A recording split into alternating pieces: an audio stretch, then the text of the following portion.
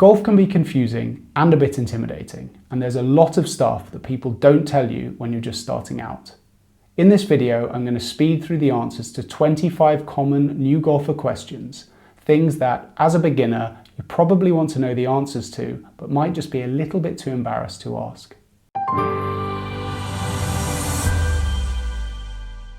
Hi, I'm Joel. I took up golf very late in life and I'm doing everything I can to make up for lost time, with the ultimate goal of putting myself in a position of qualifying for the Legends Tour when I turn 50. To give myself a chance, I'm doing everything I can to figure out the most effective routes to fast and sustainable golfing improvement while sharing my journey and what I learn along the way. I took up golf less than 2 years ago, and when I was starting out, I knew basically nothing. And as someone who was taking up the game later in life, I didn't really have an obvious person to turn to. No golfing dad or older brother, and at the time, none of my friends were into golf either. I had a few initial lessons to help with my swing, but basically no idea what an actual round of golf looked like, what the logistics were like, what the arrangements were like, and what it actually meant to get out on course and play. And truth be told, I was a little bit too embarrassed to ask. Some of the things I wanted to know seemed so basic and so fundamental, stuff that any proper player would know, that I didn't really want to stick my hand up and admit that I had no idea what I was doing. And so, as such, I spent way too long not getting out on the course and instead sticking to the relatively safe confines of the driving range. So for anyone in a similar position, just starting out in golf, filled with questions and either not knowing where to turn to get the answers or possibly just being a little bit too embarrassed to ask, I've put together this list of 25 common new golfer questions. Some of them are things that I wish I'd known when I started out, and others have been sourced from my non-golfing friends, things that they think they would want to know if they were getting started in the game. I've split them into 3 sections: pre-round, during the round, and post-round, and so hopefully you'll find them useful. If there's any I've missed or if there's anything else you want to know, then please just ask. Drop it in the comments and I will reply, and if there are enough, then I might do a part 2 of this video. And please don't be embarrassed to ask. There really are no stupid questions. How could I kill a tiger armed only with a biro? When it comes to golf, there's a lot of things which are confusing and need demystifying, so whatever it may be, just ask and I will do my best to answer. Caveat, I am not a rules official, I am not a PGA professional, I'm just someone who has relatively recent experience starting out in the game and wants to try and help people go through lessons that I've learned a little bit more quickly and a little bit more easily. So we'll start out with yes and no. Yes, you do need your own set of clubs for the round that you are playing, but no, you don't need to own your own set of clubs. What are you, some sort of an idiot? What I mean by that is that golf courses typically do not let players share clubs. In fact, I've never come across a golf course that is happy with that arrangement. So for the round of golf you're playing, you will need your own set of clubs.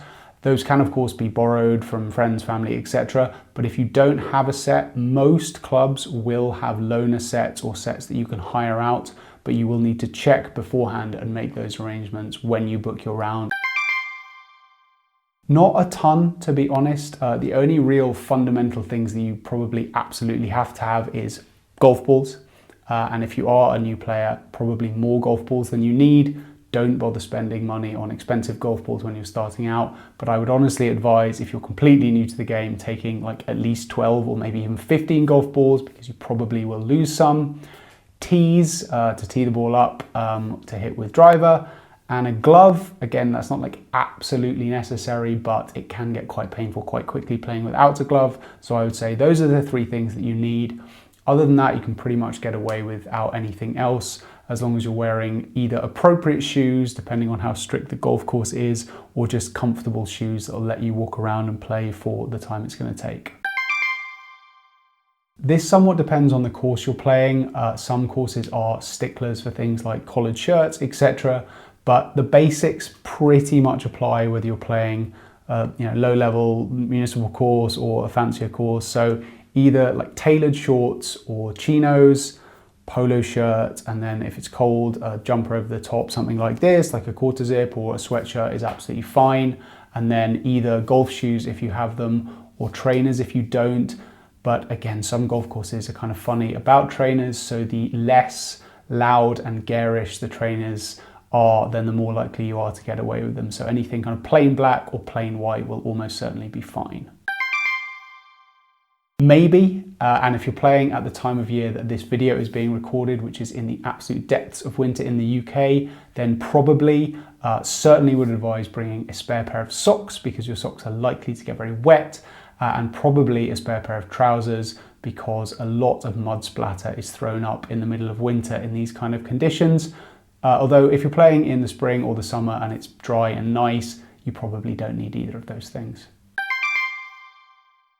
Online, typically, almost all golf courses that you can play as a non-member will have some sort of online booking portal. Most of them use something called BRS, so it's like just a standard interface that will let you choose your tee time, check out and pay then and there.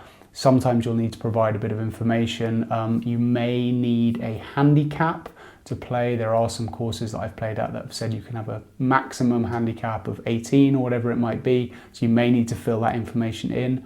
Sometimes you won't pay when you make the online booking and you'll pay at the pro shop, and other times, though this is increasingly rare, you'll just have to call up the pro shop to make the booking over the phone.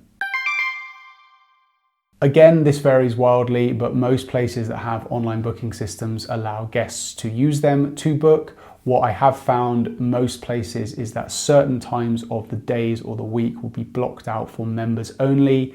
Typically, that's things like weekend mornings, maybe up till 11 o'clock or noon, and sometimes weekday mornings as well. But most courses now you can play as a visitor, unless you're looking at your really high-end courses. It just might be that you have to go on a weekday afternoon or possibly on a weekend afternoon. That depends, again, of course, on the kind of course you're looking at. Anywhere that you can book as a visitor will probably have variable rates, so it would be cheaper to go at 5 p.m. on a Tuesday afternoon in the summer than it would be to go at 11 a.m. on a Saturday. The typical range for most courses that you're likely to go out and play as a new golfer would be anything from about 20 to 25 pounds off peak low season, up to maybe 65, 70 pounds peak or high season. Anything beyond that, you're probably not going to be wanting to go to as a brand new golfer, just because it might not be worth the money. But of course, if you're looking at really, really high-end courses, then can be hundreds and hundreds of pounds. But I'd advise starting out, don't necessarily spend your money on anything more than a 35 or 40 pound round of golf, unless you really, really want to. Maybe, but in my experience, it's quite unlikely and probably less likely than you are worried about. Hey, you mind pulling the pin? Sure thing.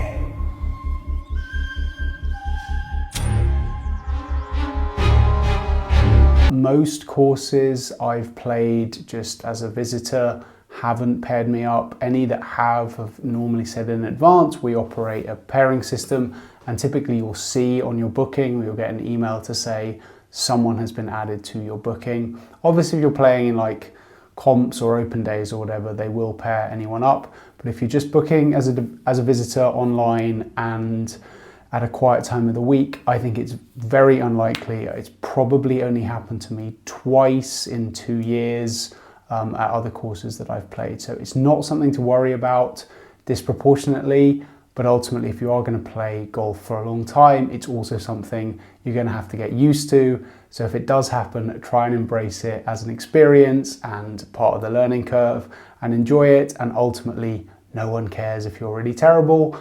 It's just part of getting better, and everyone was there once, so everyone accepts it. So you probably won't, but if you do, try and just embrace it and get on with it rather than being terrified. In terms of a friend who is also playing, yes, absolutely. You just need to make sure that the booking is for 2 people or 3 people or 4 people. If you want to bring a friend just to kind of keep you company and cheer you on, then maybe some courses are really strict about this and will only let players out on the golf courses. Others will let you take, friend or partner out with you, but you will need to tell them. I've had people in pro shops explain to me that this is to do with insurance and knowing how many people are out on the property at any one time. I don't know if that's true or not. The best thing to do is just ask. If you don't ask and you're out with a non-playing friend or partner and someone comes across you guys while you're out there, you can get in a bit of bother. So just ask, and if they say no, don't risk it. But of course, if you want to get that person a set of clubs and take them out with you and they've paid to play but don't, then no one's going to really care. As a new golfer, probably longer than as an experienced golfer. 4 hours is a good benchmark, but this will vary on time of day, time of week. I've had anything from a 2.5 hour round of golf on my own when the course is dead to a 6 hour round of golf on charity days when every hole has got 2 groups on it, etc.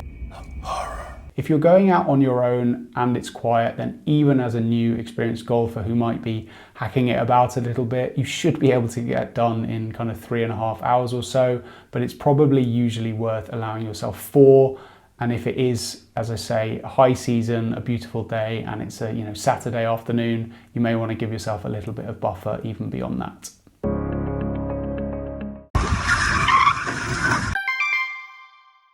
Mostly in the car is fine. There are some courses which are a little bit funny about people getting changed or changing their shoes in the car park, but I found that they are in the minority. What I will typically do is just get my clubs out of the car, put my golf shoes on and go from there. But if you don't want to do that, there will be changing rooms, there will be visiting areas in the locker rooms. So just go to the pro shop, ask, you might need a code, you might need to get allowed into the changing rooms, but there will almost certainly be some sort of changing area where you can change your shoes or just leave any other belongings in a locker or whatever it might be. Ask at the pro shop. Some driving ranges you'll just be able to rock up and pay at the machine with your phone or your card and get balls dispensed then and there, but sometimes you will need either a token or a range card. And I have found that sometimes driving ranges are quite far away from where you're actually teeing off. You can get all the way down there only to find that you need a token and you have to schlep back to the pro shop, and it's just a bit of a pain. So best thing to do is just when you arrive, if you want to use the range, ask when you check in for your round, and they will either say you can get the balls there, or they'll sell you or give you a token then and there that you can use. Ask at the pro shop. I promise the answers to all these questions on ask at the pro shop. Most of the time with a push trolley, you'll be able to get one there. You probably have to pay $5, something like that. Buggies, typically the best thing to do is book in advance. Most courses, certainly in the UK, have a limited amount of buggies and they are prone to running out. So if you definitely do want a buggy and you're allowed to take a buggy out, then you probably want to make that clear when you're booking. The reason I say if you're allowed to take a buggy out is because a lot of courses, again in the UK, won't let you take buggies out either at certain times of year when the ground is very, very soft. So again, I'm recording this in the depths of the UK winter. Pretty much all courses have banned buggies around here. Or if some courses just don't let you take buggies out at all unless you have a medical exemption. This does not apply if you're somewhere like the US, where buggies are basically de facto for rounds of golf. So their booking in advance is not really so much of a thing. It's typically just a part of the round you'll get, even if you will still have to pay extra for it. By this, I mean tee boxes, not physical tees that you stick in the ground. So if you really are a brand new golfer, you may not know, and again, I didn't, which is slightly embarrassing, where you tee off from on each hole. So typically, and again, your mileage may vary, certainly your color coding may vary, but typically courses, again, here in the UK will have 3 sets of tee markers. Generally speaking, it will be a white, a yellow, and a red. The red is the forward tees, which normally is where the female golfers or sometimes the juniors play off. The whites are normally the competition tees. So if you're a male golfer, you'll probably more often than not want to go off the yellows. And if you're a female golfer, they're probably going to put on the card that the women's tees are the reds. But frankly, you can tee off the yellows if you want to. If in any doubt, ask, or a lot of courses will have something like a sign up that says today's tees or tee of the day, which will then say yellow or reds. But rule of thumb, they'll want male golfers to tee off from the yellow tees and female golfers to typically tee off from the reds. If you want to play the reds as a male golfer or vice versa, go for it. The only thing that sometimes courses will frown upon is if you play off the competition tees when you're not in a competition, and I have been told off for that in the past. So to the side of your tee box will almost certainly be a sign which will show you a graphic of the shape of the hole, so you have some idea of where you're going, and then we'll typically say, you know, hole 1, par 4, 365 yards, whatever it might be. This information might be super relevant to you as a brand new golfer, because probably the hope is just hit it and hope it lands somewhere on the hole you're playing. But have a look around and you will see some signs that make clear the par and the yardage, and perhaps more importantly, what direction you want to be looking. That's up to you really, and probably somewhat dependent on how busy the course is. If there's no one around, take as long as you want. Frankly, take 50 strokes to get it in. If no one's, if you're not holding anyone up, that's absolutely fine, or just until you get too bored or too frustrated. If there are people around, the thing to do is just let them through. If you've got people waiting for you, then probably don't take 50 shots to get it in the hole, and either just step aside, let them play through, or possibly just pick up and move on to the next hole so you're not holding them up. Again, as a new golfer, you need to get out there, you need to get that experience, so it is sometimes worth playing when courses are quieter so that you don't have that issue. And it's a similar case with this. Be as bad as you want. Everyone's terrible at first, everyone's shooting 120, 130, 150, whatever it might be the first few times they go around, and people expect that. The only thing to do is just try not to get in other people's way. In my experience, other players are very kind and very understanding. They just don't want you to slow up their round. So as long as you're not doing that, you can be as bad as you want. And if you do want to go out when a course is busy, that is absolutely your right. You've paid for your round of golf. Just try not to hold people up. But I would say from my experience, I had more joy in the very early days going out at quieter times, just so I didn't feel the pressure of other people or feel like I was holding people up or annoying them, even if I really wasn't. So if you do have people behind you and you do feel like you're holding them up, the thing to do is to let them play through. The easiest place to do that is on the tee of a given hole. So just get to the tee, wait for them to catch you up and say, do you want to play through? If you're mid-hole and you really feel like they're waiting on you, you can just step aside and let them hit through. The thing to do is just gesture very overtly that you're doing that. So a nice big wave, step aside, and then just keep a very close eye if they are hitting, that you are not in the firing line or that a ball isn't about to come screaming towards your head. So I would recommend doing it on the tee, but you can do it mid-hole. Just say to them, do you want to play through? Most people will typically say yes, wait for them to go, and then just play behind them. And so the flip side, if you have people in front that you're catching up, then obviously you do not want to risk hitting anyone. So make sure that anyone is a safe distance away before you hit. On a par 3, that means they finish the hole. On a par 4, that probably means waiting until they're on the green before you tee off. And on a par 5, that means waiting until you definitely can't reach them before you tee off or before you hit your second shot. If you do hit near people, obviously yell 4 and then obviously be very apologetic afterwards, but the best thing to do is just minimize the risk of that happening. And if you're really catching people up, you kind of have to wait for them to ask you to play through. It's not really common courtesy to ask to play through. Most people are very good about just letting you do so. In all the rounds I've played so far, there's only been a couple of instances where people have doggedly refused to let me play through, and it's been a real issue. So generally speaking, players are very good at, particularly if you're out on your own, just ushering you through. So you don't typically need to ask. And then once you have, try not to feel rushed and then just get on with it. Yes, absolutely. Find a rake before you get in a bunker would be my advice. If there isn't any rake at all, then just do your best to kind of kick the sand level. But yes, you should rake it, assuming there is one there. And again, yes, there are some exceptions to this. Some courses that don't want you to put divots back, not typical in the UK. So either put them back if you can find them, or if you can't, then typically there will be bags of soil that you can carry around with you to fill them in. But yeah, keep the course as you found it or as close to that as you're able.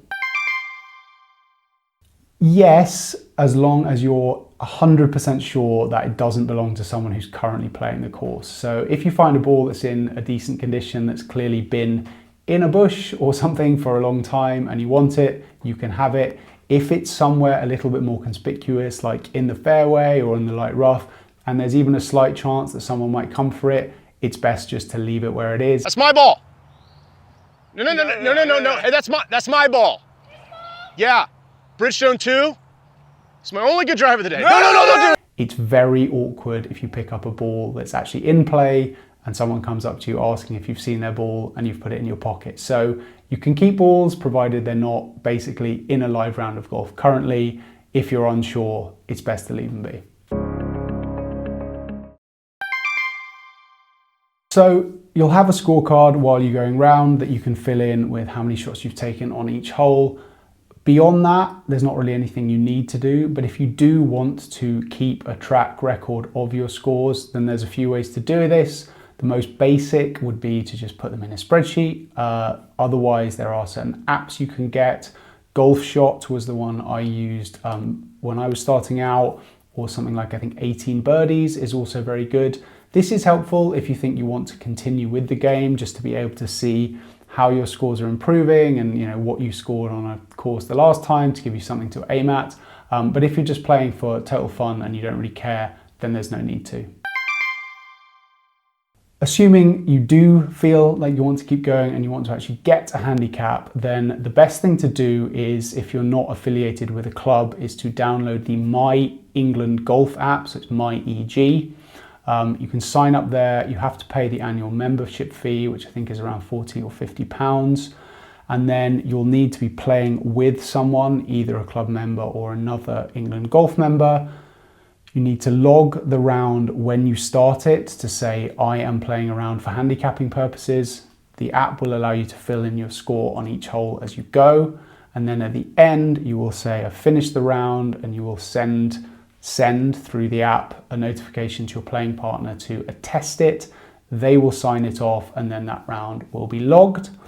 In order to get an initial handicap, you only need to play 3 such logged rounds. In order to get what's called a full handicap, that would be 20 rounds. So if you're not a member of a golf club and you want to try and get a handicap, the best place to go is to the England Golf website or just to the App Store and download the MyEG app, and you'll be able to do it through there, and it is pretty easy.